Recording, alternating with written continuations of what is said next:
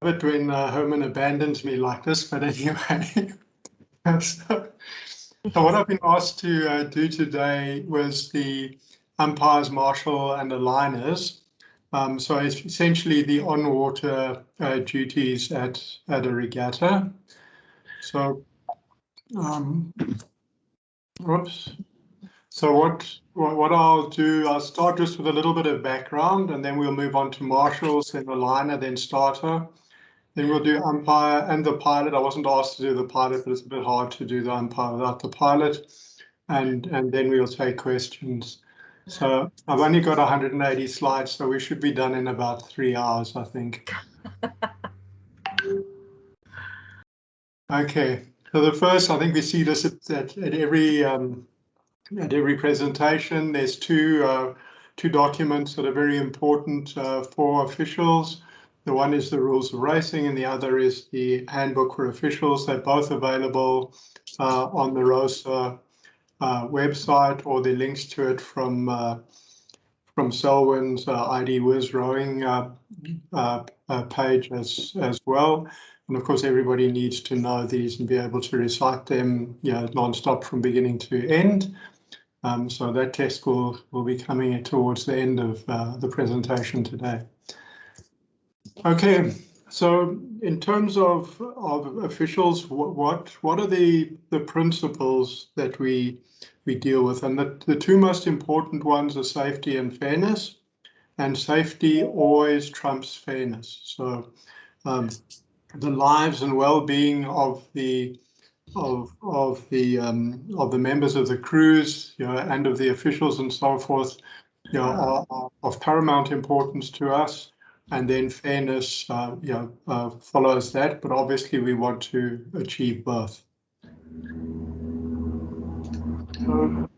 So fairness really is that all rowers shall compete fairly, show respect for their opponents and for the regatta officials, and they need to be on the start on time, and also to follow the instructions of the officials at all time, both on and off the water. This respect is really important and has been not always adequately adhered to, in recent times. But of course, officials need to be the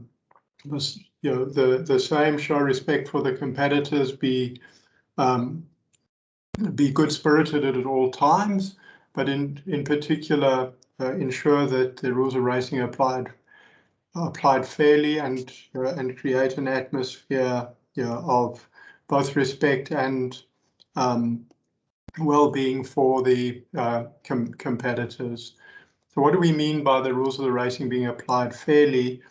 It really comes down to that the crew should be given an unimpeded chance of winning, and the race needs to be conducted on that basis. So when we're talking about officials' duties, and please, folk, stick up your hand. Ask questions at any time, challenge me if you disagree, whatever you want, but let's make this interactive. I don't want to get to the end with 100 questions, just rather ask them as we go. So we're dealing with the water duties, and so what's the most important thing we need to know before getting on the water? Anybody want to have a go at that?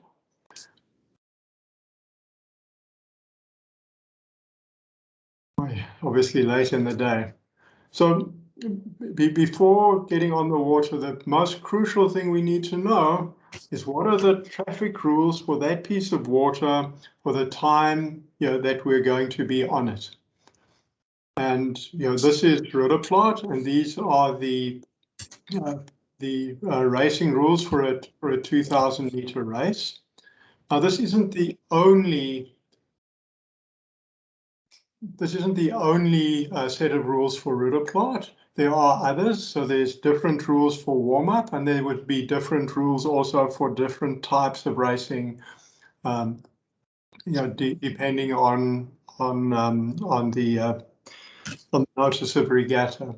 So it's vitally important, especially if it's a strange piece of water to us, or it's a new format of a regatta, that we know the rules prior to getting on the water. And why is it important for both officials and competitors to know these rules?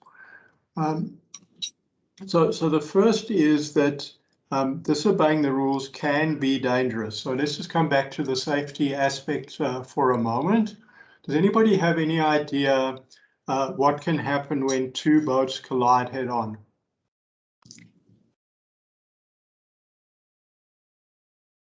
A hell of an expensive repair bill. Yeah, that's one.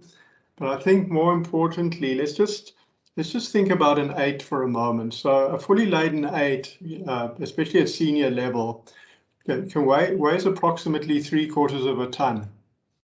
And when an 8's going at full speed, it's going about 20 kilometers an hour. So if two 8s have a head-on collision, both doing a racing start, you have a closing speed of 40 kilometers an hour and a very narrow point at the beginning, at the stop, in the bows of the boat. And so people get badly injured in these circumstances, and people have even been killed in a collision. And I certainly know of one, which is in the British Championships, British National Championships in 1980, where two 8s doing racing starts rode into each other and somebody died.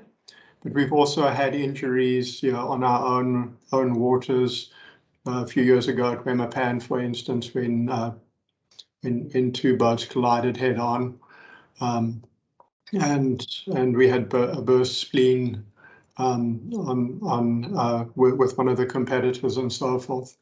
So we worry about the rules, the traffic rules, for safety reasons, and we need everybody to be aware of it.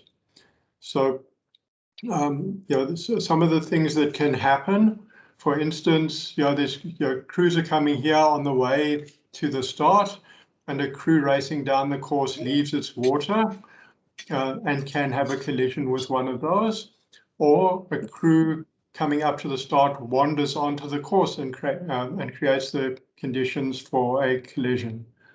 Now we can all say, well, the umpire should have seen it and so forth, but the umpire might not be in a position to actually deal with that. The umpire might be somewhere else on the course dealing with a crew that's overturned or something else.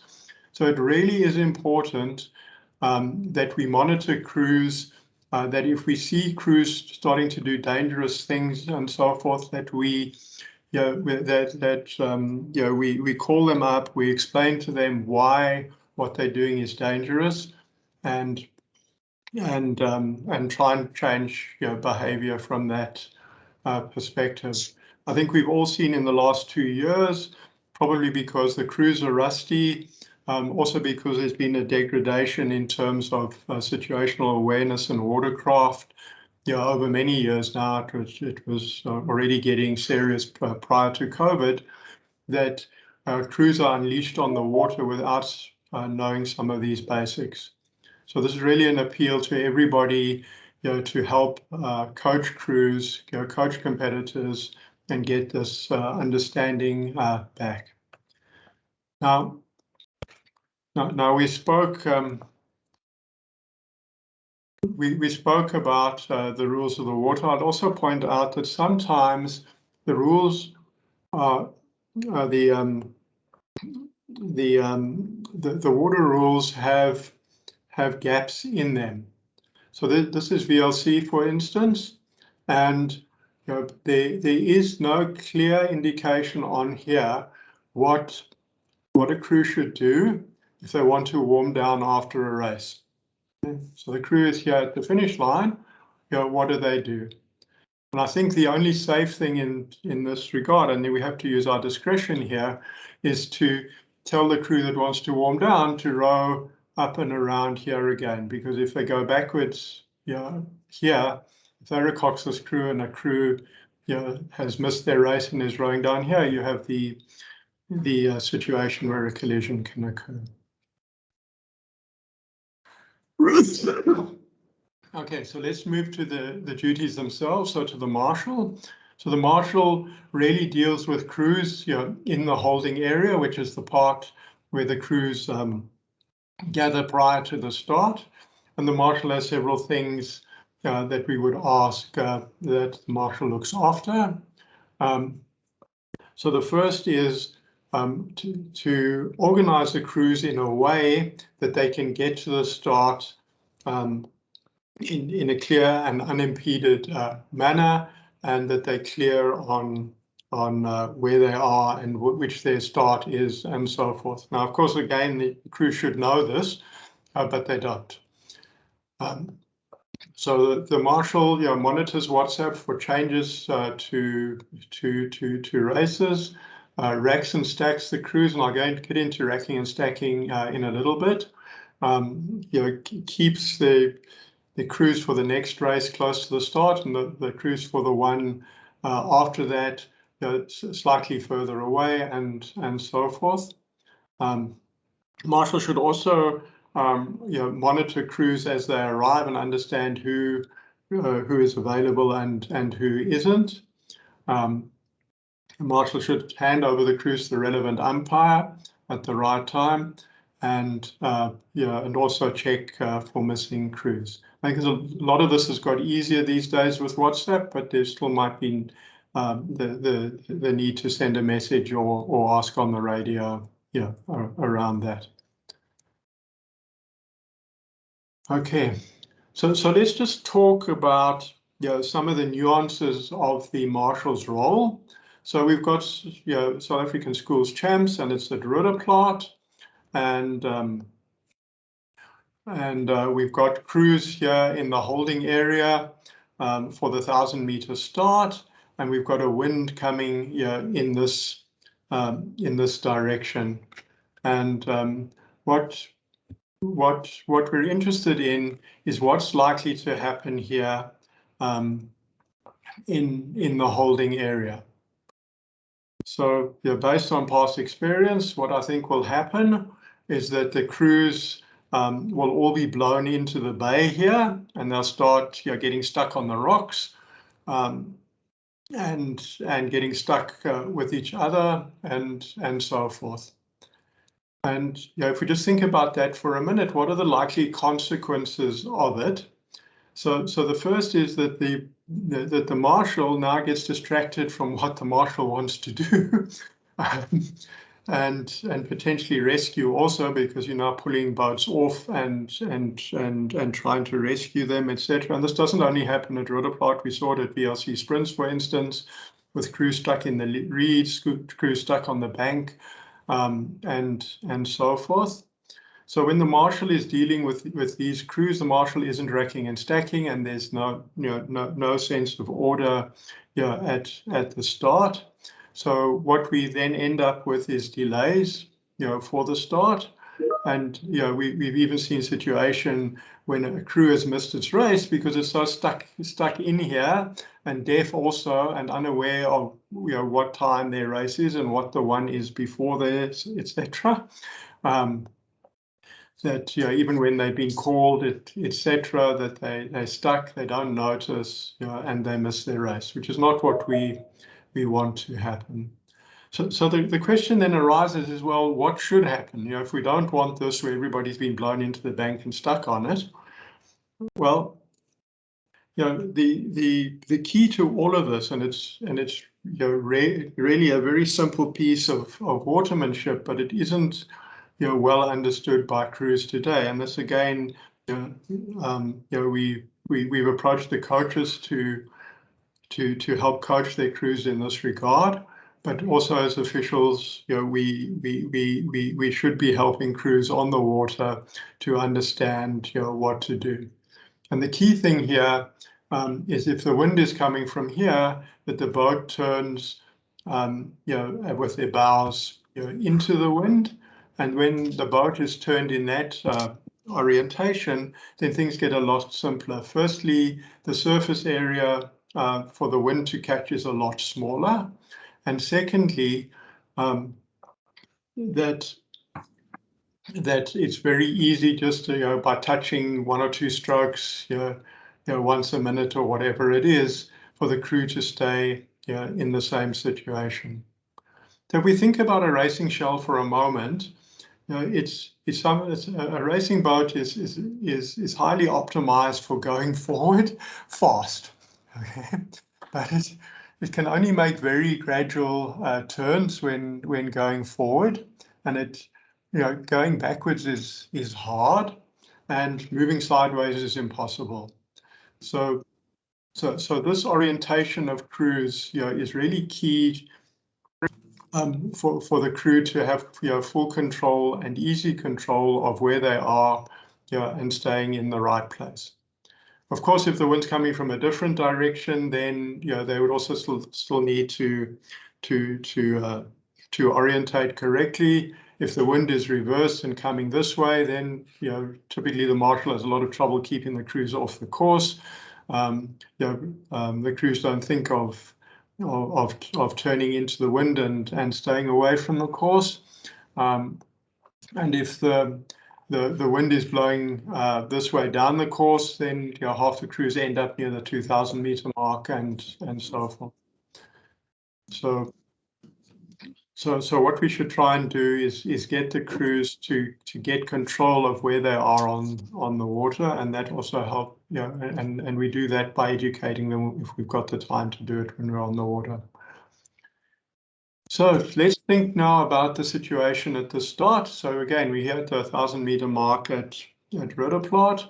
How will the situation at the start differ between a junior regatta, so under 14 and under 15 only, and a regatta that has both juniors and seniors? So if it's a junior regatta, under 14s and under 15s only, then it's not possible for crews to be coming down from the 2,000 meter mark. And it's very easy to rack and stack the crews because we've got plenty of space here. So what the marshal does is bring crews onto the course in their race order, if you like, and you can rack and stack as many as you like. So we've just got a race gone there. Here are the crews for the next race. Here are the crews for the race after that. Here are the crews for the race after that. And we get the crews on. Sometimes we've got umpires in boats between these. If we haven't, we just ask the crews to leave enough space. The crews which are further back, of course, still need to orientate themselves. Now, they wouldn't be perfectly aligned to the wind because they'll also be moving forward with time. So they'll be at a slight angle to it. The next race to start, those crews will probably turn straight by now, but should be on the right-hand side of their lanes. So that when they get to the start, there's a little bit of time for the aligner to align them before they're in the middle of the course.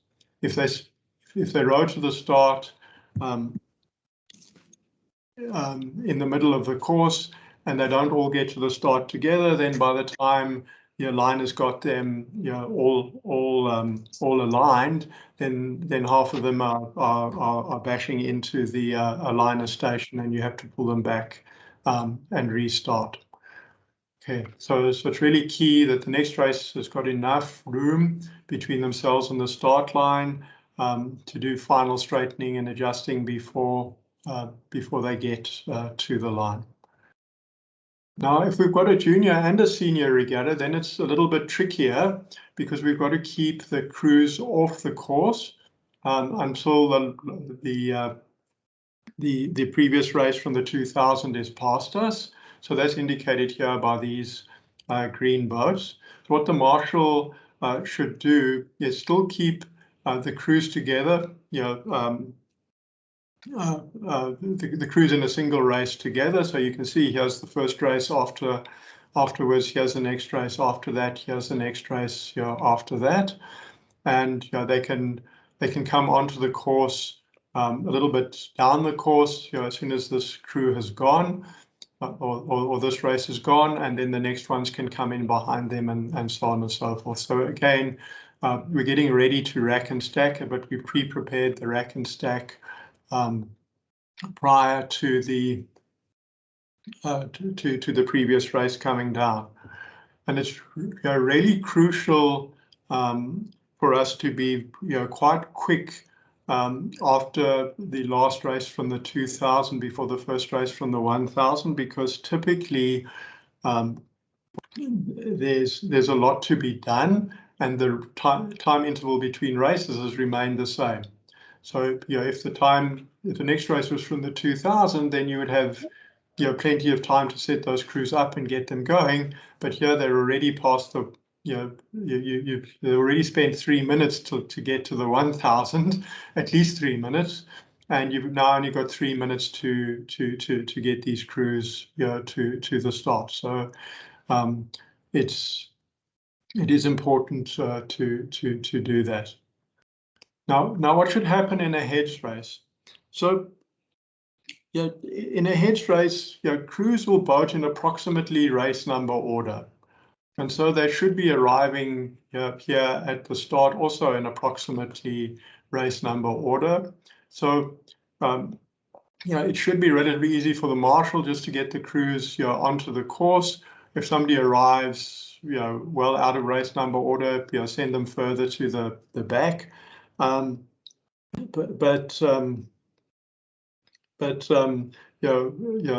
of these crews can count, and we should be instructing them to find their place in this crew of boats. So we can see here, for instance, one boat's arrived a little bit out of order. They can just slot in and move down.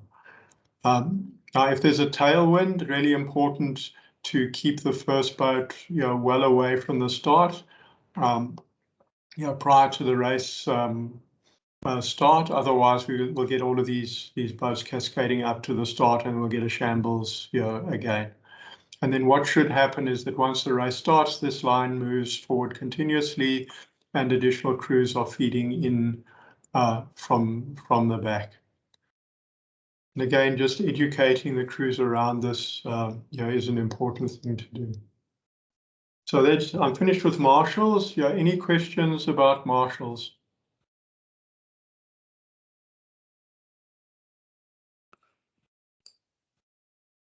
Carol. Yeah, Craig. So I've never been on the water, and I don't know how it sort of works realistically, but I know from Control Commission that these kids never know their race numbers. So how, when they get on the water, do they kind of figure out where they're supposed to be in the queue? And if they don't know their number, how does the marshal kind of guide them? Yeah. So good points, Carol. So again, there's some education on the coaching side, and we are attempting to do that at the same time. We've got to rebuild the institutional knowledge that has been lost. But at Control Commission, the boat has got a number on it, so that's the number that we need to worry about. And in general, that number is unique in a hedge race. So it might be 113 or whatever it is, but that number is unique. But at Control Commission, it is worth asking the cox, or if there isn't a cox in the boat, the stroke or the single sculler themselves, what race they're in, and do they know the race before theirs, and and the race to before theirs. So we help build this awareness and the situational awareness of the crews, so that they start self-organizing a little bit. I think what's happened over the last 20 years is that as marshals and officials, we've noticed that the crews are deficient, and then we do more and more work to compensate for it, and all that happens is that the crews become more and more deficient. It really is important to start educating them around this. Does that answer your question? Yeah, it does. I just also find that, like, some some crews will want to get out there earlier, some are very lastminute.com. So you'll have a later race going out before an earlier race, and how they find each other on the water. I don't understand that. Okay, that's the Marshals' task, and that does happen. Okay, thanks. Okay, thanks, Carol. Evelyn? Yeah, we've had a debate about writing the race number on either the Cox or the Strokes hand. So Selwyn's like, I don't like writing on people, and other people are saying, well, they do it at swimming events and triathlons and things, and if you didn't have the number on your hand or on your arm, it would be a problem. So I think it is a consideration that we should look at, because the kids are stressed. You don't want to stress them out even more by making an issue about the race number. Make sure that they've got the race number at Control Commission, but it does make the Marshals' life a little bit easier. Yeah, for sure. And it's frightening to me how even the coaches don't know these things. Okay, but certainly at Control Commission with junior crews, the coach is normally there as the boats are being checked out, and you can ask the crew, do you know what race you're in, and do you know what race is going down before yours? And if they don't know, you can say, turn to the coach and say, why doesn't this crew know? And but they forget by the time they get to the start because they're so stressed. Yeah. Okay. Yeah, because we have to tell them, because we have to find them on the sheet with the correct stroke name, etc. We obviously check their number on their boat for their lane number. So we've checked that they're on the right thing, but I think, as Evelyn says, they forget at the moment they've rushed away. So I just find it interesting, because that must be so tricky. Thanks. Okay. Yeah, I mean, we have had the situation in the past where a crew's arrived at the start, and we've asked them what their stroke name is, and their stroke name doesn't appear anywhere, and we ask them what race they're in, and they don't know, and we ask them what lane number they're in, even though the lane number's on the boat, they don't know that either. It is quite distressing. Okay. So let's have a look. So let's move on to the aligner. The aligner is on the side of the course at the start line, and is responsible for ensuring that the crews start in a fair way without one crew having an advantage. So let's look at the aligner's duties. So as we said before, the aligner is responsible for ensuring that all the bar balls are in line at the start line. The aligner holds the white flag ready. Now that doesn't mean that the white flag is held out. It can just be down next to the side of the liner. In terms of getting these crews aligned, the commands are back, touch, or hold. So what the umpire about the aligner might say is, touch it, lanes 1, 3, and 5, back at lane 2 and 4, hold at lane 6, and so forth. Now in this, backing, touching, and holding, I think it's important to be aware that boats don't stop immediately. So if we tell a crew to hold, but the crew is exactly on line, it's going to overshoot. So if we want a crew to hold, we must tell it to hold, before the line.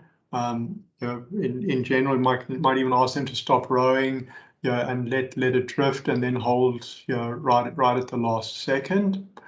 We also, as we mentioned before, boats can't move sideways. So where we've got floating starts, which is in general most of the starts in South Africa, if there's a crosswind, really important to bring all the crews up simultaneously, because otherwise, if crews don't all arrive at the same time, and one crew arrives 20 seconds after the other crews in the race, then those crews are going to be out of their lane by the time the last crew arrives. So the umpire can also assist with this, asking crews to all move, getting crews in line before the start, so that it's easy for the aligner to bring them all up simultaneously. Then when the crews are aligned, and assuming that or after checking that the starter and the umpire are ready, then the aligner holds up the white flag and calls "Hold it all, crews." And then as the just prior to the start by the starter, and just after, check for a false start, and if there is a false start, draw the attention of the umpire and the crews to the fact that there's a false start, so that the race can be stopped. And the aligner should also be working on keeping to the race schedule. The assistant aligner, so assistant aligner can assist with updating the program. So you're monitoring WhatsApp, changing things on the program, etc., so that it's always accurate when the aligner is calling the crews up.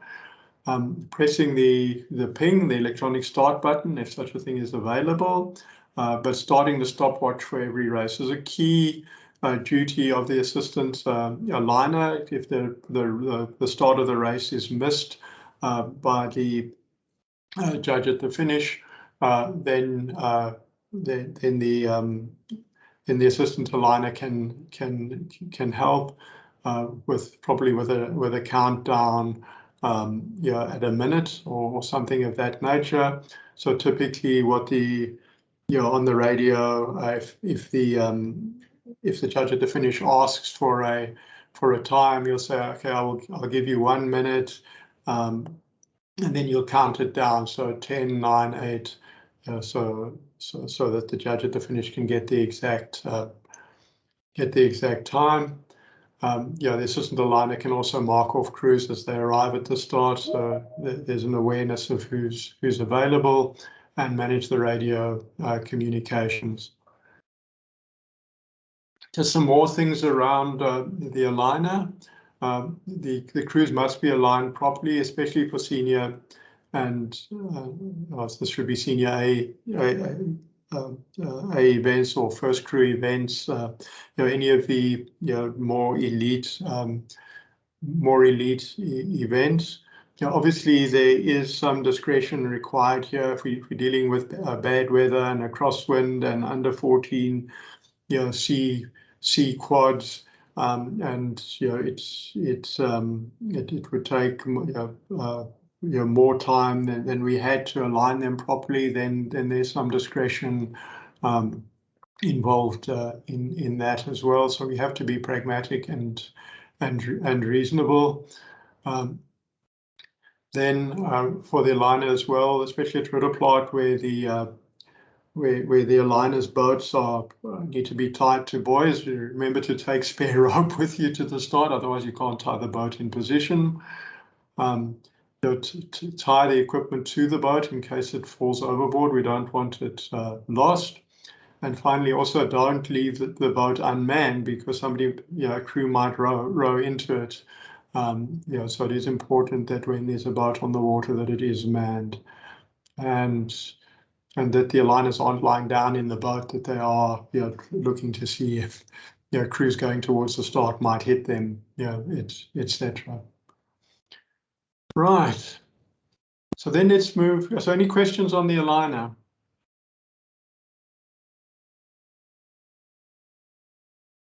Evelyn.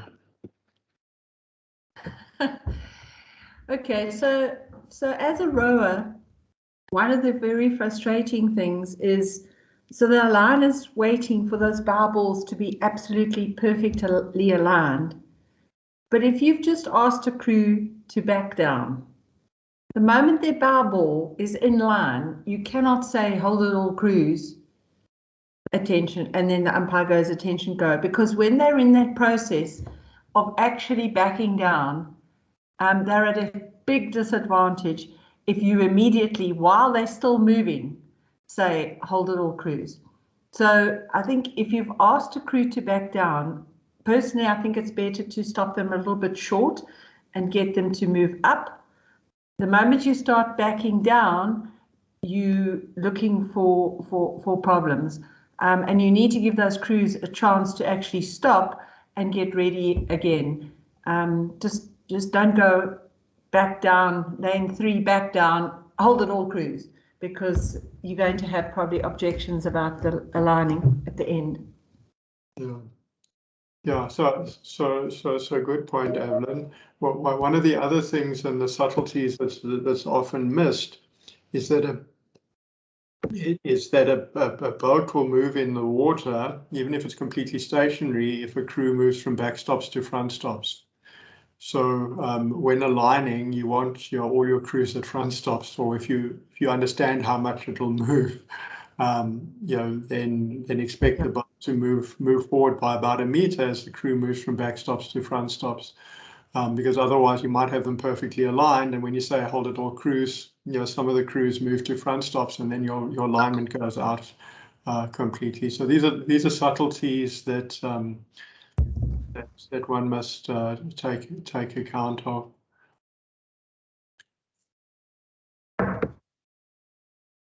Okay, right, no more questions. Okay, so the duties of the starter. So mostly in South Africa, the starter and the umpire are combined, but I'll separate them here because there are some regatta venues like Wemo where they're not. So what should the starter do? So firstly, check WhatsApp for changes to cruise and schedule. Then apply the 2-minute rule. So at 2 minutes before the race, the crew should be ready to race. And that means on the course, lined up, on the course, ready to attach to the start. The race should be started at race time, and yellow cards should be issued to crews that arrive after the 2 minutes prior to the start. So there is some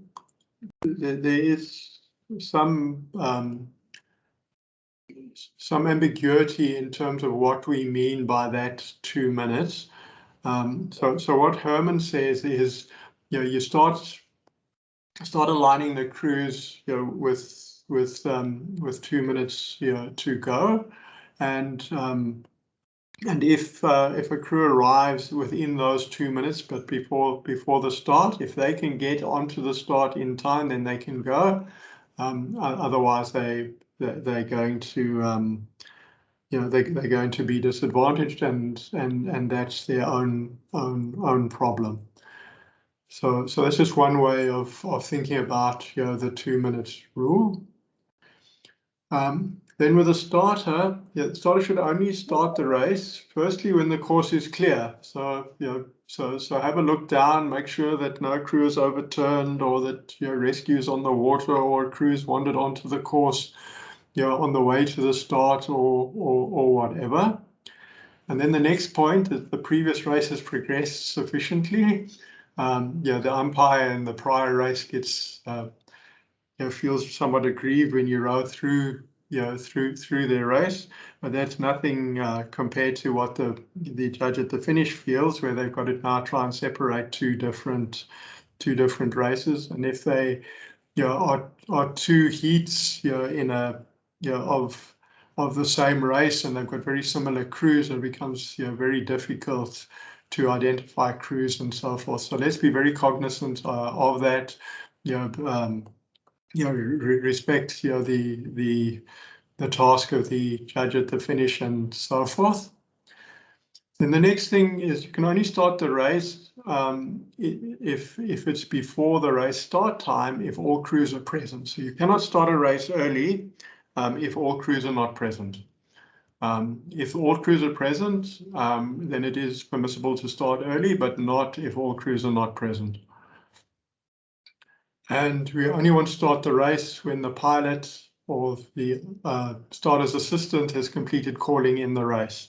So again, this is to ensure that the people working at the judge at the finish have adequate warning of the race, that the race is going to start, and so forth. So now this is particularly a point Herman asked me to raise. What happens if a crew suffers a breakage before the start, so on the way to the start or something of that nature? So anybody want to hazard a guess?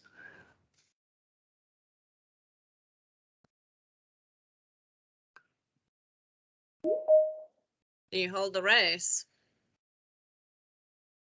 Yeah. So yeah, partially correct, Sir Carol. That's been a good guess. Okay, so if a crew suffers a breakage before the start, or there's damage to a boat prior to the start, then depending on the nature of the damage, what the rule says is the umpire will liaise with the president of the jury and make a decision whether to delay the start or not. So this is this cannot be done by the umpire alone. It has to be done in conjunction with president of the jury, and it is important to take into account the nature of the breakage. So clearly, where the crew could not control the damage to the boat, so another boat rode into them, or something of that nature, then clearly that a delay to the start is warranted. It also depends how long the repair will take. So if the repair is going to take an hour, then obviously decisions have to be made as to whether to row that race later or not. But if, for instance, crew has come off its slide and the slide is broken, that's probably a maintenance issue, and then you probably wouldn't be holding the start for that. So there is some discretion or some judgment required in deciding whether to delay the start of a race because of a breakage before the start. Okay, so dress code. So the starter should check the dress code. There's a lot of words here, but it's pretty simple. All the members of the crew, their tri-suits or t-shirts, whatever they're wearing, should be the same and should be in the official club colors. But what sometimes happens is, for instance, that somebody who rows, is that the first crew in a club has a slightly different tri-suit to the second crew, but somebody's fallen out of the first crew and there's a substitute from the second crew, so I've got to take that into account. Sometimes rows have just started and they haven't had time to get the official uniform yet, and so they might just be in a plain t-shirt, or some of the poorer clubs can't afford uniforms, so some discretion is required around that. But the crew breaking the dress code can be given a warning, a yellow card. Then if more than one person in a boat is wearing a hat, then those hats must be the same. Okay. So it's not compulsory to wear a hat, and if only one person's wearing a hat, then it can of course be unique. But if there's more than one, they must be the same. And the same goes for undershirts and leggings. So if more than one person is wearing an undershirt or leggings, then these must be the same for both competitors. It should be of a neutral color, not to compromise the racing uniform. And then sunglasses are a free fall. Okay, so the starter So the starter's first duty is to announce the race and marshal the crews towards the start line. So it is a really good idea to call the race. So you call the crews one by one. So lane one, their club and the stroke name, and to make sure that they're there. It has proven useful in the past. I nearly started the wrong race once because or I would have started the wrong race if I hadn't called the crews. So this is just an important thing to do. Once you've called the race and you're happy that the crews can approach the start in a reasonable way, then you can hand over to the judge at the start or the aligner and hold out the red flag horizontally, at which stage then the pilot or the assistant will start calling the race as well. Then the next step is to wait for the aligner to hold at all crews, and then before proceeding with the start, check that the crews are straight and all the other things that we mentioned before, that that a crew hasn't wandered onto the course or something of that nature, so that the course is clear. So after the liner says hold at all crews, and you're happy that the crews are straight and not going to clash with each other immediately after the start, then the starter will raise the red flag and call attention, and then after an approximately 1 to 5 second pause, which should differ between races, you call go. In lowering, in pulling down the red flag, the starter should be aware that of the angle that it's pulled down at, so to ensure that the judge at the finish or the spotters in the finish tower can actually see the red flag. So it really is important that the red flag is perpendicular to the line of sight from the finish tower, that especially at VLC, that the umpire is visible or the start is visible from the finish tower, but that all crews can also see the red flag. So the actual start is the lowering of the red flag, and that's what the crews need to look for. So they have to have sight of that. And if the aligner calls a false start, then the umpire will wave the red flag and call stop rowing. Okay, so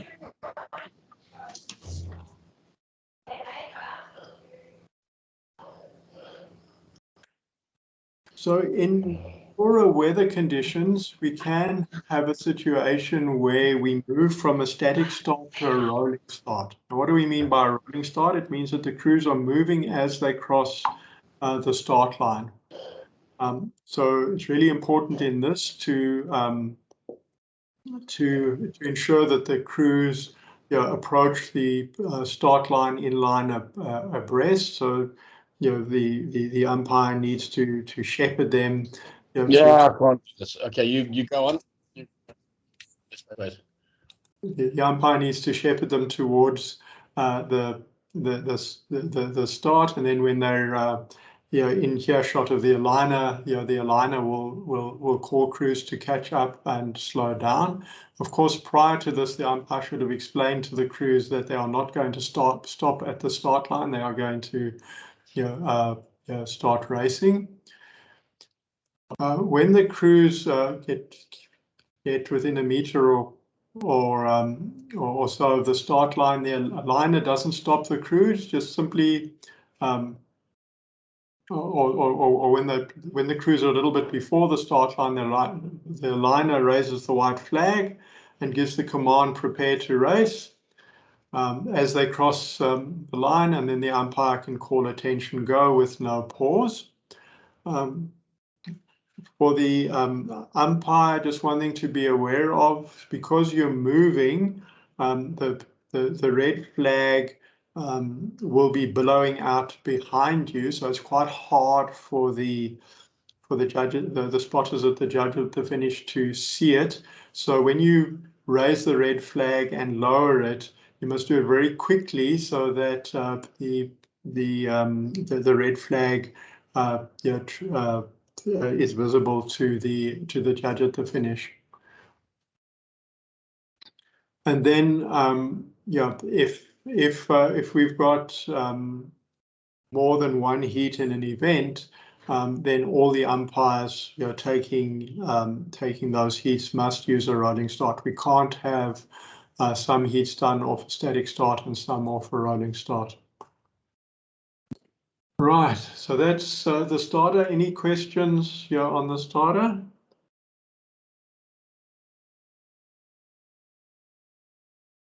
Evelyn. Me as always, sorry. So I think that sometimes the umpire feels pressure. When the aligner says hold all crews, they feel that they automatically have to say attention go. And I think it's important to remember that as the umpire, it's your race. The aligner can't see that the boats are, the aligner can see if the boats are correctly aligned on the line, but the aligner can't see if they're at an angle. If you can see that there are two boats that have drifted and they're actually aiming at each other, there's absolutely no point to go attention go, because they're just going to crash. So just if you can see that this is not going to work, don't say attention go. Rather see if you can just say straighten up. If that doesn't help, rather back the crews down and ask the aligner to start again, because you're just going to have a problem if you go straight away. The other thing is, I think also, especially with the seniors and the under 19s, with the 8s, they like to play games, and the cox will hold up his hand, and he holds up his hand, he's not ready, he's not ready, he's not ready. And Craig, your opinion on this, but as far as I understand, we don't have to take cognizance of the hands that are up. That you will obviously look at them and see if there's anything that you can see that could be a problem. But if they keep putting their hands up and down and up and down and up and down, the aligner says hold it all crew, give them a moment to put their hands down and say attention go, because you can really be the coxes can really play games at the start with those 8s in a final race. Yeah, so good point, Evelyn. So firstly, some might got left off here, that the starter should check that all the hands are down, but there is discretion as well. So if a crew is got its hand up and isn't doing anything, or is gaming is gaming the situation by having their hand up more than is warranted, then the starter can start the race without reference to it. And that's, I can't remember the rule number, but it's definitely in the rules. Denise? For bad weather, is there a reason why we don't do rope out starts? Okay. Yeah, so good question. So the whole issue of rope held starts, I think, warrants something in its own right. But as one of the leading proponents for installing rope held starts and starting to use them, there are a few things. So firstly, they have to be installed. Secondly, we're going to have to train the crews on using a rope held start. They were common 20 years ago. Everybody knew how to use them, even under 13 crews rowing in their first race, etc. But people have forgotten, and it's going to require some education around that. What I would also say is it's a rope held start the time to start using a rope-held start isn't in poor weather, because it is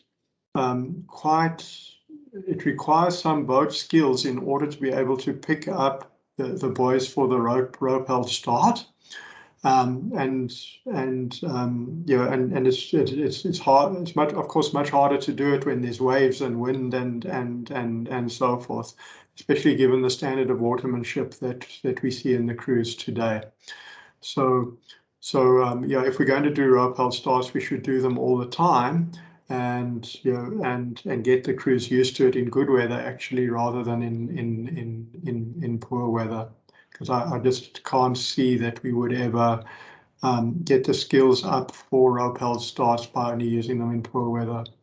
The important criteria, or the reason that I'm such an advocate for rope-held starts, is that it's much fairer. So, if we think about the finish line, and having cameras on the finish line, and being able to tell whether a crew is one bow ball ahead, etc. But we're starting crews up to half a meter apart in first races, and potentially a canvas apart in an under 14C race or whatever.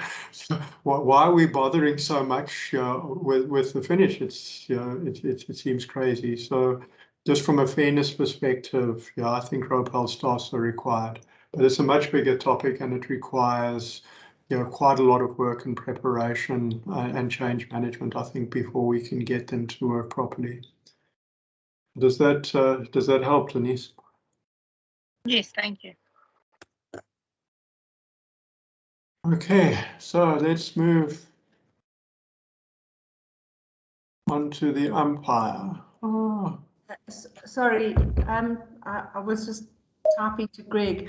Just on the rope-held starts, I absolutely agree with you that those rope-held starts are far fairer on everybody if everybody knows how to use them. And that also includes educating the umpires on how to instruct the crews to use them as well, because they can really, really be useful. Wemmer always had rope-held starts. VLC has had rope-held starts, they just haven't been pulled up. And I believe at the 1K at Ridderplaat, we used to have them there as well. And I think I agree with you. It would be a really good idea to get those rope-held starts in again. Yeah, 100% agree, Evelyn. And yeah, the cadence of the start on a rope-held is also completely different. So yeah, it's a lot of education of the officials as well. So yeah, on a floating start, we hold the crews back from the start line until we're ready to align. On a rope-held start, for instance, you push the crews straight onto the start line as soon as the previous race is gone. So they're picking up the buoys and early on, because it takes time to pick them up, etc. So there's a lot of tricks of the trade around it that we need to deal with. Right, so let's get to the umpire. So the umpire starts the race alongside the starter, or just depending what the start looks like. So if it's at Wemmer, they might have umpire might have to start from the side, etc. But basically from behind where the crews are. But the umpire doesn't stay in one place. As we all know, the umpire follows the crew down the race. So the umpire moves a lot. So there's quite a few slides on the umpire. So the first is that, as we said before, the starter and umpire duties can be combined. But with the umpire's hat on, is responsible for the conduct of the race once the starter has started the race. So if we're at Wemmer and there's a starter, then the umpire only comes into play after the start. The umpire needs to understand the traffic rules and the local rules, as published in the regatta notice and displayed at the venue. So that goes without saying. I think we've already mentioned some of those before. The umpire should also check that they've got all the right equipment and should know the radio protocol. I think that's also obvious. And then the golden rule, which we mentioned earlier, the umpire is responsible for safety and for fairness, but safety is the main concern. So it becomes a trade-off between safety and fairness, then safety will come first. Right. So what are the umpire's other duties? So firstly, the umpire, if any of the coxes in the race are carrying ballast, should check that the crew has the ballast prior to the start. Now, of course, that's not the only place or the most important place to check ballast. The most important place is to check it on the incoming jetty and then weigh it as well. The umpire's got no hope of weighing it on the water, but it can at least check that the crew has it, and exclude the crew from the race if the cox isn't carrying ballast at all. Then after the go, so that the starter's flag is red, the umpire uses only the white flag unless you're trying to stop the race. Okay, and then as has been emphasized, don't sort of just wave the flag around during the race. Either show it when it needs to be showed, or hide it. But don't just sort of wave it around unconsciously. It confuses crews, confuses the commentator, all sorts of people. So just after the start, follow the crews in the middle of the course. Work with the pilot on the boat positioning. If you're an experienced pilot, the pilot will be doing with that, but dealing with that probably automatically. But it's still the umpire's call where you want the boat positioned. And then do your best to keep all crews clear of the wake, even the laggards. But if it comes to a trade-off of protecting the medalists, and those that will qualify for the semi-finals, and protecting everybody, then you might have to wash the laggards. If you move as the umpire ahead of crews in the race, then remember to look behind you.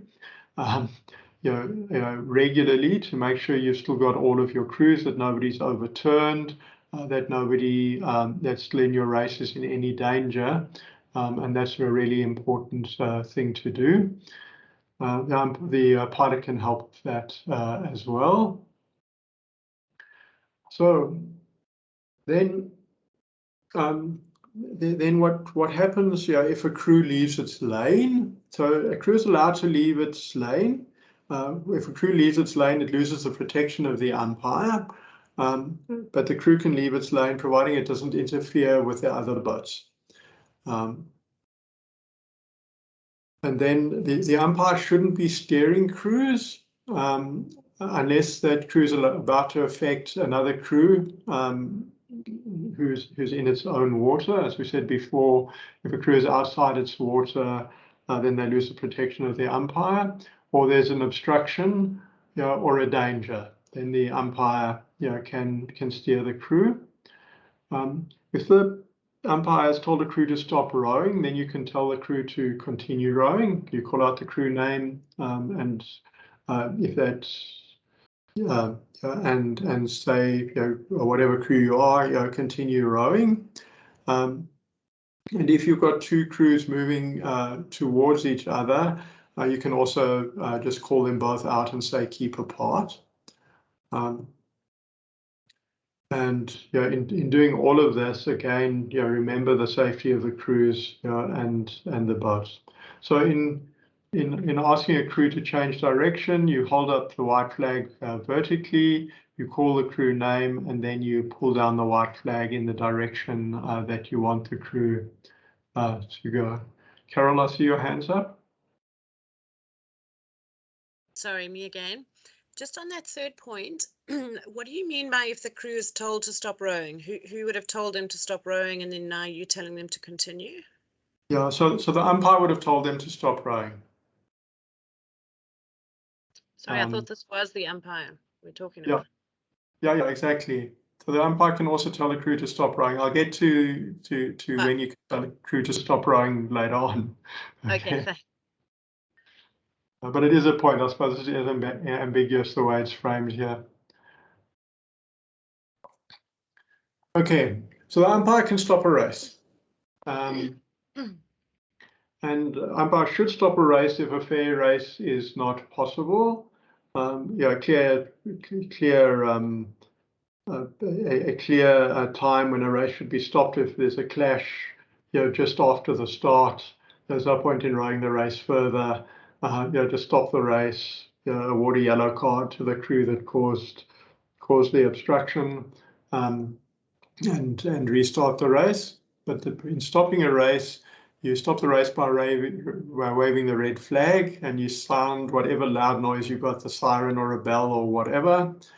Call out stop rowing. But if you stop a race, then you cannot restart the race from where you stopped it, unless it's a 2-boat river race, on the Cowie. For instance, you've got to take the crews back to the start and restart the race from the start. And you can either restart immediately, or you can check with the POJ for a new start time. So, for instance, if you've had 2 crews clash with each other and it's damaged the one crew's boat, and you're going to have a delay, then you can send all the crews back to the jetty and agree with the POJ at what time you're going to row that race. So those are the 2 alternatives: back to the start immediately, or later with consultation with the POJ. Now, what does the umpire do at the finish? So the first thing is, after the crews are finished, is to look out for medical conditions. So crews, a crew member lying down in the boat, or something of that nature. If there are no medical conditions, you wait 10 to 15 seconds to ascertain if an objection is raised. If no objection is raised, then you can clear the race by holding up the white flag. In holding up the white flag, one should use 2 hands and first show the white flag to the crews and then to the finish tower. If an objection is raised, okay, then you don't hold up the white flag, you hold up the red flag. What does holding up the red flag mean? It means hold the result, do not publish anything. Okay. Until we've dealt with the objection. Of course, if the umpire believes that the race wasn't fair, even if there was no objection, you can still hold up the red flag until you deal with the situation. The red flag means hold the result. Okay, but if it's assuming there is an objection, so the first is ascertain, so go and consult with the crew and ascertain the reason for the objection. So you have to ask the crew why they're objecting. And this is important to do. We have had situations where the umpires leapt to or thought they knew why the crew was objecting, and they were objecting for a completely different reason. So it is important to ask about the reason for the objection. Then make a decision to uphold or overrule. But prior to making that decision to uphold or overrule, consult with the relevant officials should that be required. So if the objection was that another crew was ahead at the start, then you've got to speak to the judge at the start or the aligner, and so forth.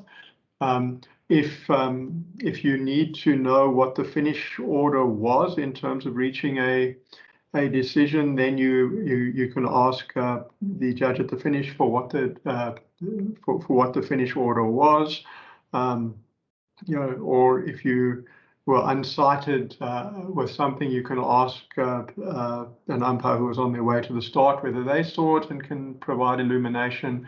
You do all of those things. So consult widely. That's good. You don't have to make a decision in a vacuum.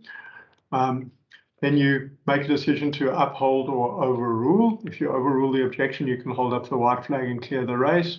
If you uphold the objection, then you advise the POJ and judge at the finish and everybody else, of that decision. That might then allow the judge at the finish to publish the result, but might not, as we'll see in a minute. But the one thing the umpire cannot do when there's an objection is ask the POJ for advice. The president of the jury might have to convene the jury and then has to, can't have any bias in terms of a decision that was made.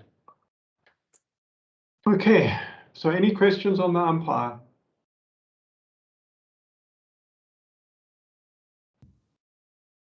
Okay, so let's get to the pilot. Sorry, me again. I was waiting to see if anybody else was going to say anything. So I think sometimes less is more. I always remember Selwyn saying, and umpiring being a Selwyn's pilot, and if you constantly on the loud hailer and waving your flag around, it can also affect the cruise. So when you see a cruise sort of maybe potentially heading towards the edge of their lane, if you take your boat in that direction, they see you coming and wait, and you can see whether they're going to correct themselves or not. Obviously with under 14s that's not always the case, but if you are forever shouting instructions and giving instructions and waving your flag around, the crews can get really confused as to what they need to do. So you need to give really clear instructions and don't just keep shouting on the loud hailer and waving your flag. Be less is more. Sorry. Yeah.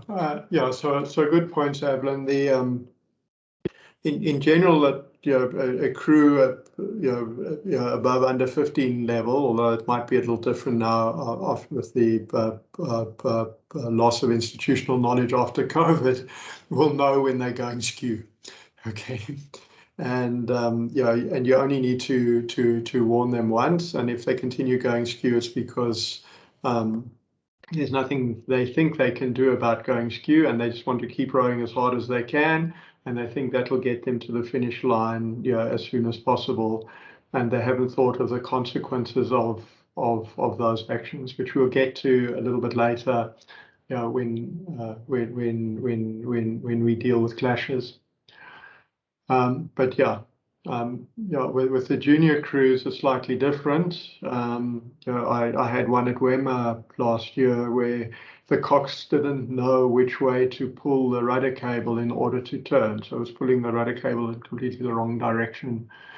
And then you've got to provide a little bit more coaching, in that regard. Okay, so the pilot. So the pilot needs to prepare the boat for the umpire. So you need to get there early to get the boat on the water, assist whoever is getting the boats on the water, get all the equipment on board the boat. So the 2 life jackets, the paddle, the bailer, make sure you've got a stopwatch, add a life-saving torpedo, add the petrol tank, whatever else is required, on the boat. Take a backup time if possible. I think it's nearly impossible for the pilot to take a backup time unless they're much more dexterous than I am. You're trying to hold the radio on channel 3, and accelerate the boat, at the start and so forth. Of course, if you've got a separate starter, then it's easy to take the backup time. You should do so. Okay. And then be careful of wake. So we'll just discuss that in a little bit. We've got a nice little diagram on it. But obviously, as the pilot, you want to try and get back to the start with all speed, but you shouldn't impede the oncoming race or wash crews in that regard. Okay, so the pilot is also the umpire's second pair of eyes and hands. Sometimes there's the umpire has missed something. Sometimes it's important to look behind if you're in front of other crews. etc. So the pilot should be looking around all the time and bringing the umpire's attention to anything that they think the umpire hasn't seen. Pilot should also be helping identify obstacles and traffic violations. Really important from a safety perspective. And then also obey where the umpire wants the umpire's launch, and that might be given by hand signals, and then also listen to the radio in case the umpire is called and the umpire doesn't hear the radio. Okay, so the radio procedure. So one of the key tasks of the pilot is to announce the race and to change to channel 3. So the pilot is in control of the radio at the start of the race and even during the race. So really important, as the red flag goes out, to call the race. So you call the race number, the event. So it might be race number 56, the third heat of the junior men 16 double sculls, and then the umpire's name or the umpire's number, and change over to channel 3. Once you're on channel 3, you can give the judge at the finish warning about the race. So you could re-announce it there, or you could also say, getting close to the start, especially if there's been quite a big delay, during the aligning and so forth. And then if the aligning is taking a lot of time, also warn the finish tower. So now stand down and flag up again. And then most important, hold the radio open to transmit to the finish tower. So going back to the start, so the pilot should go up right in the middle of the course. The reason for that is that gives the most chance for the wake to dissipate. In fairness to these crews, if you're going up on the side of the crew, then the wake dissipates quicker for the crew nearest you and slowest for the crew furthest away. So you can go at full speed down the middle of the course. When you're about 300 to 250 meters away from the nearest boat, you stop. Now, when stopping, you must let the boat settle before turning, because otherwise, when you turn, you create a wake that runs down the course. So you wait for the boat to settle in the water, turn 90 degrees, and idle off the course. And then when you passed the boats that are coming towards you, then you can speed up again and move back to the center of the course. When following a race, you want to be as close as possible to the race without washing down these crews. Your wake comes out at the back of you at an angle like that, so you can be ahead of some of the crews without washing them. And if the umpire instructs you as the pilot, you can go ahead of these crews. Of some of the laggard crews, because it's important from a medal perspective. So if the umpire, for instance, thinks that there's a chance that one of the leading crews is going to go off course, in the finish spurt, and wants to be there, in case that happens, then you might need to wash some of the laggard crews. But you should never wash a laggard crew that has a chance of a medal or a position. Bit complicated. So then there's just some of the rules in terms of right of way and so forth. So if two motor launchers are approaching each other head on, then they must both turn slightly to the right and pass each other on their port sides. And if there's two boats following each other, they should be at 100 meters distance. And if two boats are about to cross each other and would be likely to hit, then the boat on the starboard bow takes precedence. So the the one on the port bow of the president's boat must turn off or slow down or do something. Okay, then the next thing is, if a crew overturns and we need to go and help them, so the first thing we do is notify rescue. Then we count the heads. If we can see heads, if it's a 4 or a quad and there's 4 heads and the crews are all okay and can manage quite okay until rescue arrives, then that's fine. If not, if there's a head missing, for instance, then you up the priority in calling rescue. So, priority 1 is get there with,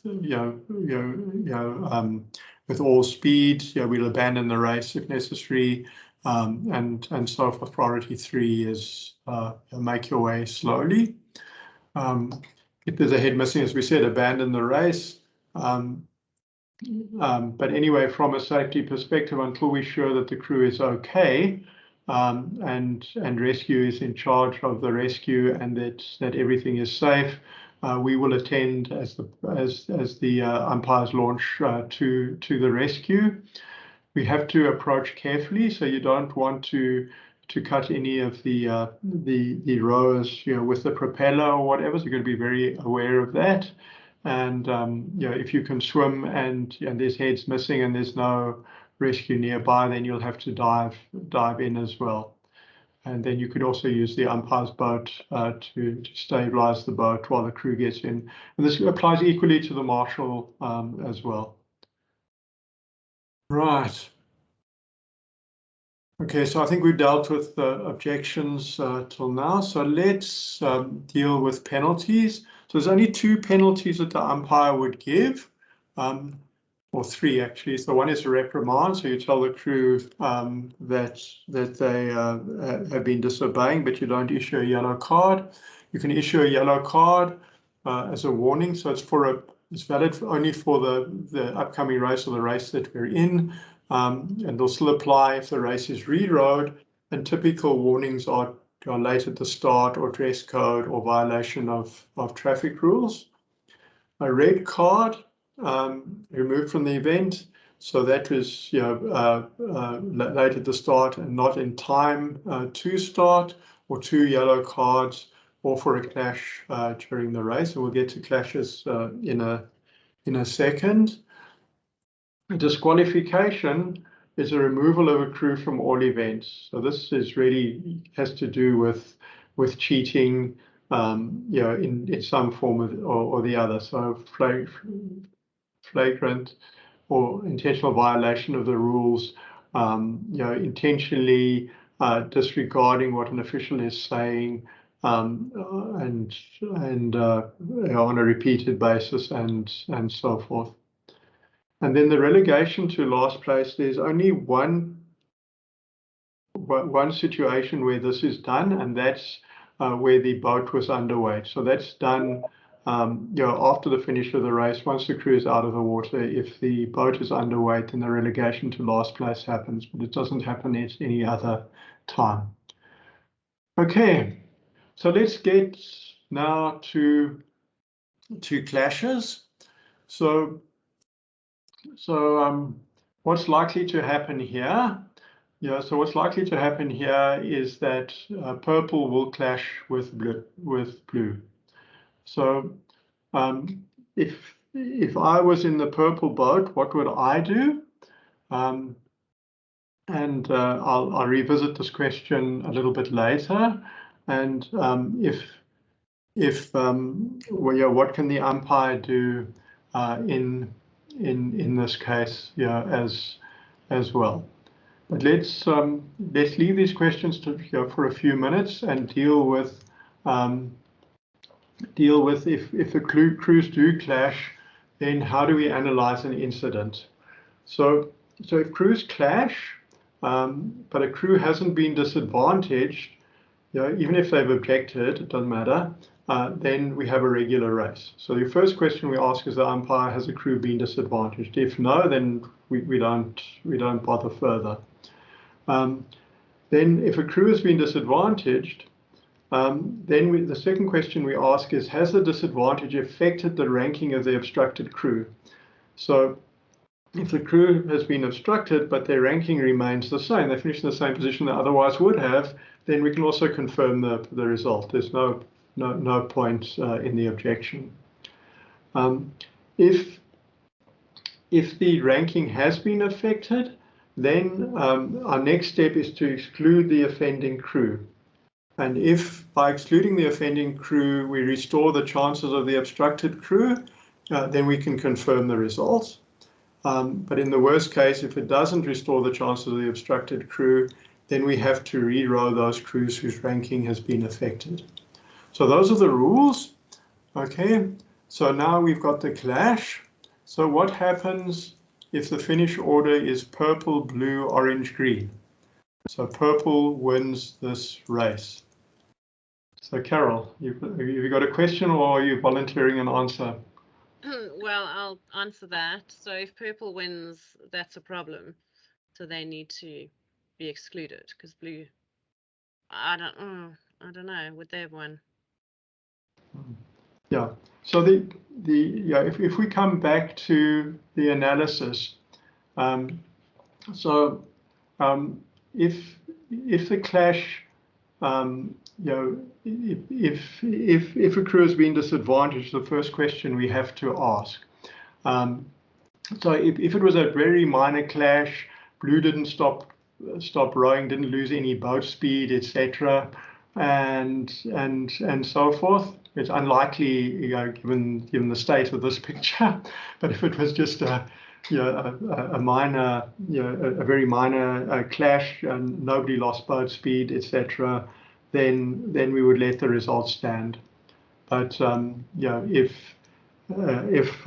blue had been obstructed, then we take the step further. What typically happens when you get this sort of clash is that these oars become entangled. Somebody catches a crab, and the angle between these two boats becomes more acute. So the minute you've got a clash, it actually becomes harder to separate the boats, and it's likely that they will stop. Sorry, Carol?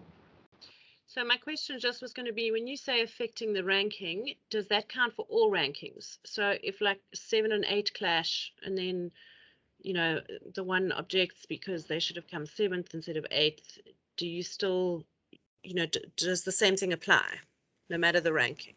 Yeah, in theory, I'm not sure that we would worry about 7th and 8th, but yeah, well, that's my question. Okay. Yeah, you probably your focus is probably somewhere else, but yeah, in theory, yes. Okay, thanks. Okay, so if the finished order is purple, blue, orange, green, then so firstly the crew, we would have to say, was blue disadvantaged, and if blue was disadvantaged, was it material? Then yes, it was, because purple won. And then we can exclude purple. So if we exclude purple, then we get to a result which is blue, orange, green.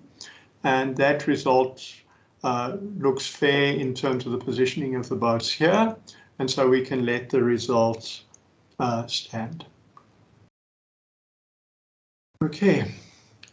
Then if the finish order is green, purple, blue, orange, then what happens? Anybody would venture to answer?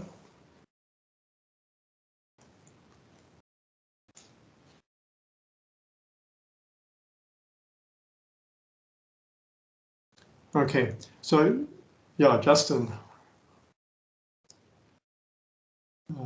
If you're talking, you're on mute, Justin. Okay, I was just getting my mic on. I mean, surely purple is in error because they've changed lane, so that they no longer enjoy the protection of the umpire. Yes, no, that's correct. So blue is the aggrieved boat here. So if this race finishes and the finish order is green, purple, blue, orange, then what do we as the umpire do? I would suggest that purple gets purple obviously would have a red card. It would be green, blue, and orange. Right. So let's just go through the thing again. So, what was there an obstruction? Yes, there was. Was the obstruction material to the finish order of the race? Yes, it was, because blue, was well ahead of green and orange at this time. Then our next sanction is to exclude the offending crew, which is purple. And when we exclude purple, then we get a finishing order that says green, blue, orange. And so that's still the wrong order. So by excluding purple, we still haven't restored the correct order. That means that we've got to have green and blue re-row this race. Green finished first, blue finished second. In our opinion, blue would probably have won. We get green and purple to re-row. Correct. Okay. So every time, just remember this analysis of the incident. You've got to ask these questions in this order, otherwise we might get to the wrong answer. Okay, so the next one. The finish order is green, orange, purple, blue. So what happens here? Justin? Yeah, thanks for pulling me in on this one. I would suggest that if it's green, orange, purple, blue, it would be a similar sanction to what you just described.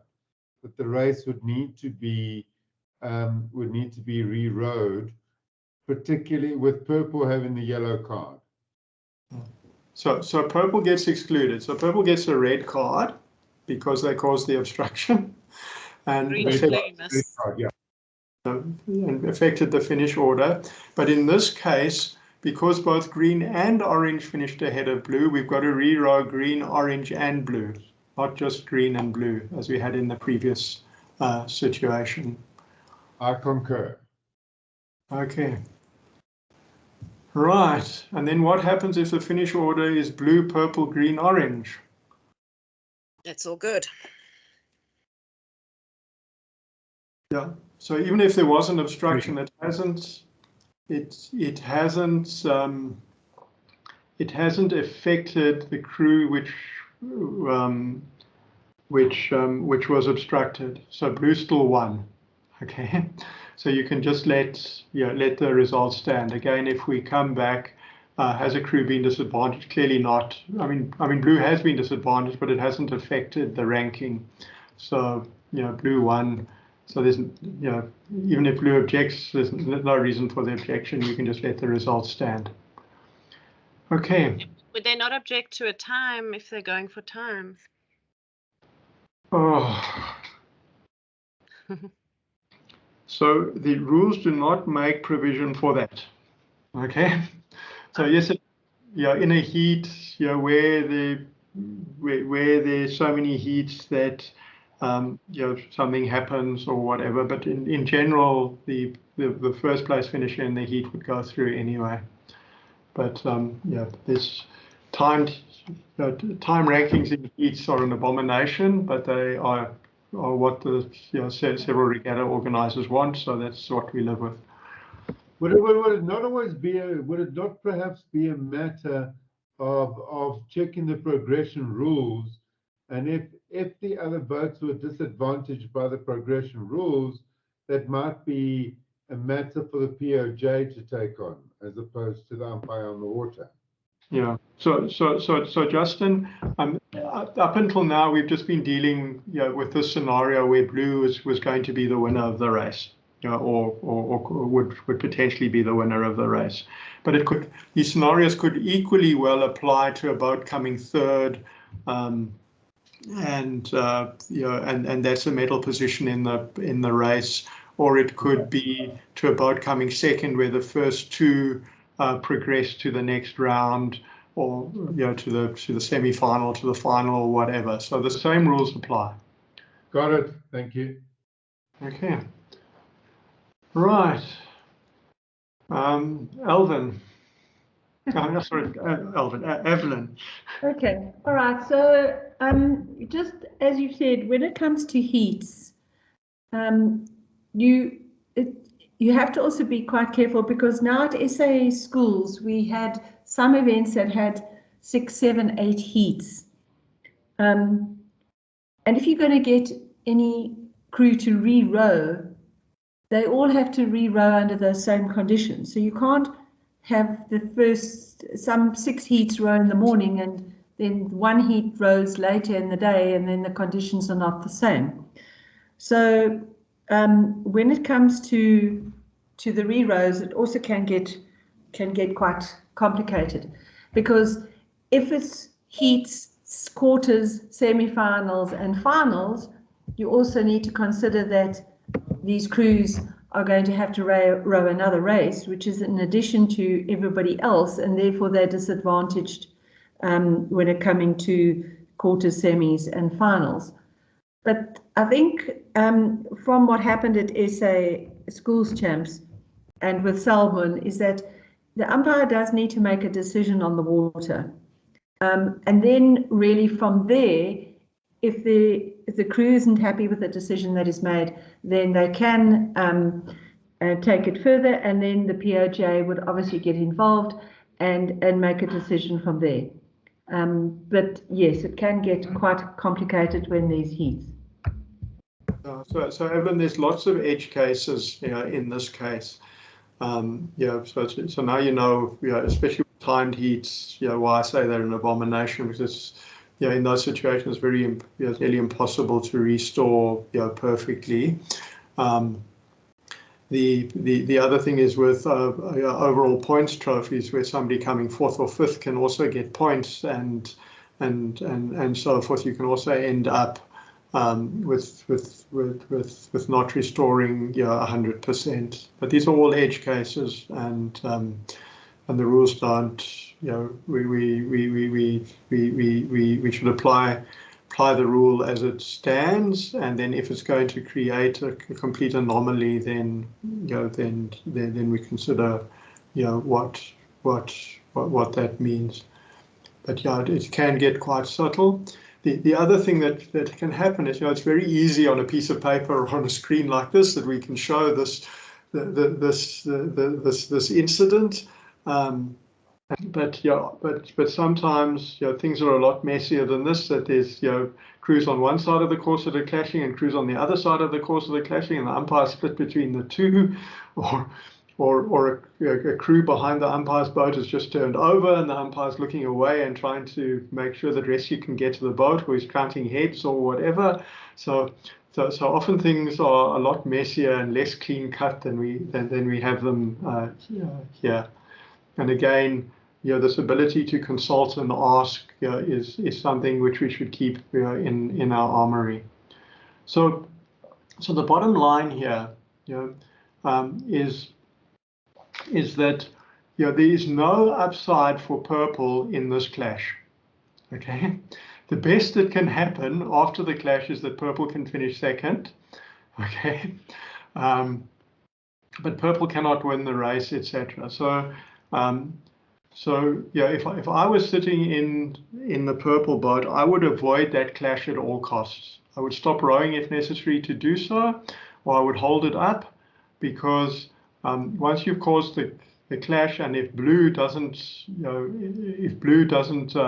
beat green and orange, then you're out of the results completely. But crews don't think rationally in this situation. I think they also don't understand the rules well enough. And they think they've just got to continue rowing harder, as hard as they can, even if they're going skew, because that'll get them across the finish line the fastest. The reality is that'll slow them down, actually. That the shortest distance between 2 points is a straight line, and that's and between the crew and the finish line is perpendicular to the finish line. There's no upside to the crew in rowing skew like this, and there's only downsides. But what does that mean for us as umpires? Because I remember at the beginning I asked the question, and there is a tool in the umpire's armory which is called stop rowing. So I'm coming back to that now, Carol. Before we get to this situation, what the umpire should do is tell purple to stop rowing. It's in purple's interest actually to stop rowing. and to avoid the clash. If purple stops rowing, they can they can certainly in theory finish first. They would but it's their best chance of getting the best place. The purple cannot finish first if they clash, and unless it's a very minor clash, obviously. But purple can get excluded from the race. So as umpires, we should be cognizant of this and try and avoid clashes by telling the offending crew to stop rowing before the clash occurs. Prior to, obviously we've already told them, we've already told them to, warn them and told them to steer. But if they still, are incapable of doing it, we should tell them to stop rowing. But by telling the crew to stop rowing, we avoid all sorts of things. Okay, we avoid this complication of re-rows. We avoid the complications of timed issues in heat that Evelyn was talking about earlier. We avoid issues of upholding an objection and then it getting getting a protest and potentially an appeal and lots of unhappy people and tears, etc., etc. Just tell purple to stop rowing, and then all of those negative consequences disappear. And if purple's coach queries this with you afterwards, explain the rules to the coach and say it was in purple's interest to stop rowing. Okay. And they can't carry on rowing until you tell them to row again. Yeah. So the minute that the danger of a clash is over, you can tell them to continue rowing. And if they disregard you, is that a red card? Yeah, a crew that disregards an umpire's instructions can get into worse trouble than that. But yeah, start with a red card. Thanks. Okay, good. So that's it. I'm sorry we ran a bit over. Thank you for attending. If there are any more questions, I'll take them.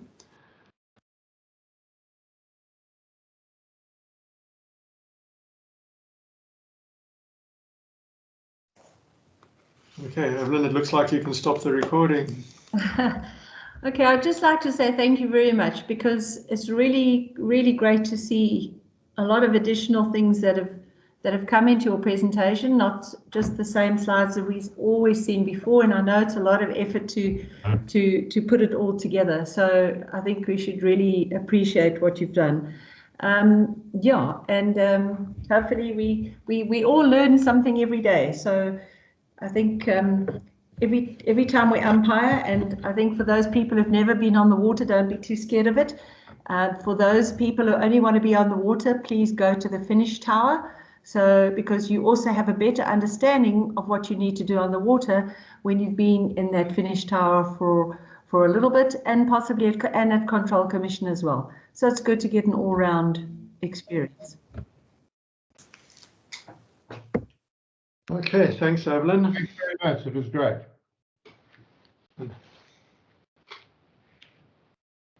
Carol, just got your hand up again. Thanks. No, I just wanted to say thanks, Craig, and ask Evelyn. I think I've asked you this before, but how do we find out about sort of? I mean, it's all well and good to do the theory, which is awesome, but if we want to do like pilot training, how do we set that up? Okay, so I know that Andre is looking at putting some training together for pilots, especially geared around the boats and the safety and specific to pilots, and also especially on the motor boats and the coach boats. And there's a lot that we need to do there. So I think once we've done all these training courses, and we start heading towards the new season, we're definitely going to have some boat training and pilot training coming in. Great, fantastic, thank you. Yeah, another thing, Carol, you can start with with one of the duties, like marshal or whatever, by being the second person in the marshal boat and learning on the job as well once you know the theory. Yeah, I'd love to do that. I'd love to do that. Okay, so tell Annabelle, that you want a water duty. Okay. All right. Thank you. Good. Right. Thanks, everybody. Have a wonderful evening. Thank you Thanks, so much. everybody. Okay. And we'll see you all same time next Wednesday for the next session. So please don't forget. Yeah, we'll see you there. Are you going to spoil all our Wednesdays now?